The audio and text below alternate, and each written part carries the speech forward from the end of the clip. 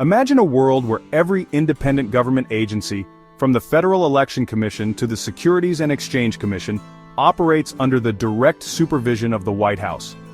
Regulations that impact our environment, economy, and even our elections would no longer be decided by neutral agencies, but would instead have to align with presidential policies. That's exactly what this new executive order attempts to do. But is it even legal, or is this a violation of the U.S. Constitution? Today we're breaking down the legal and constitutional implications of this sweeping executive order, how it could be exploited, why it's controversial, and whether it would even survive a legal challenge. This executive order fundamentally changes the relationship between the president and independent regulatory agencies.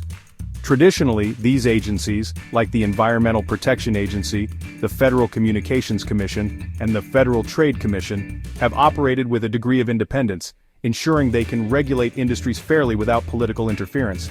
But under this order, all agencies must submit their regulatory decisions to the White House's Office of Information and Regulatory Affairs, OIRA, for approval before they can be implemented. This means the president would gain direct oversight over agencies that Congress designed to be nonpartisan and neutral.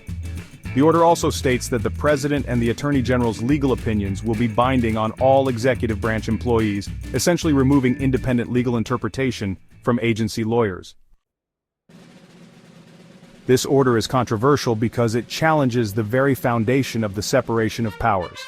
The Constitution divides government power among three branches, executive, legislative, and judicial, to prevent any one branch from becoming too powerful.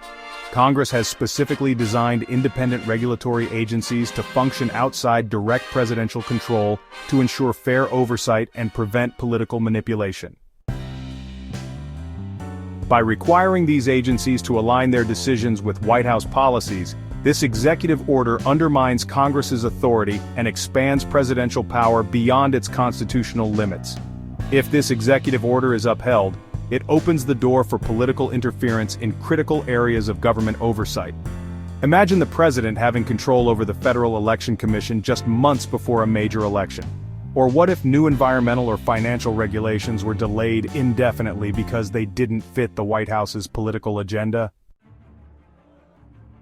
By forcing agencies to submit regulations for review, the White House could slow down or outright block rules that industries dislike, giving powerful corporate lobbyists and special interests an easy way to kill regulations before they even take effect.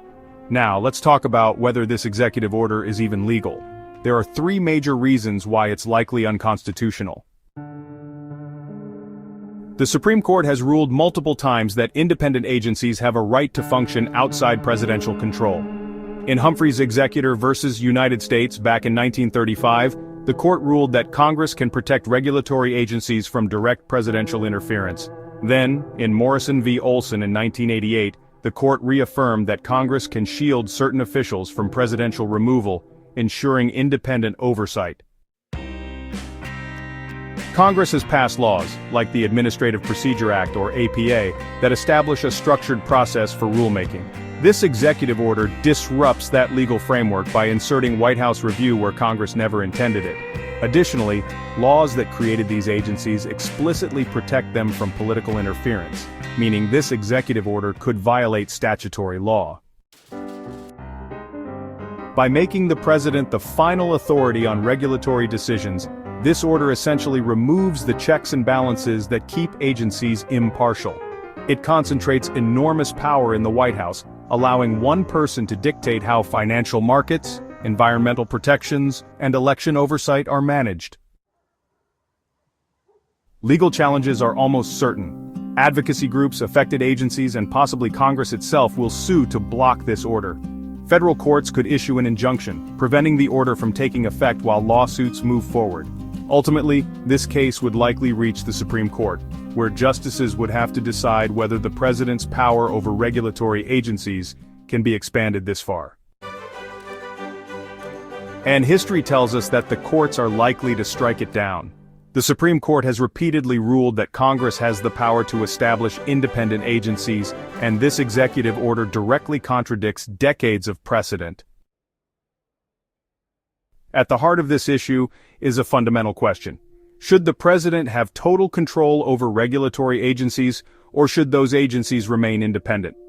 While this executive order argues that presidential oversight ensures accountability, critics argue that it paves the way for authoritarian-style control over government functions that are supposed to remain neutral. What do you think? Should the president have the power to oversee every independent agency, or does this order go too far? Let us know in the comments, and don't forget to like and subscribe for more deep dives into the biggest legal and political issues shaping our country.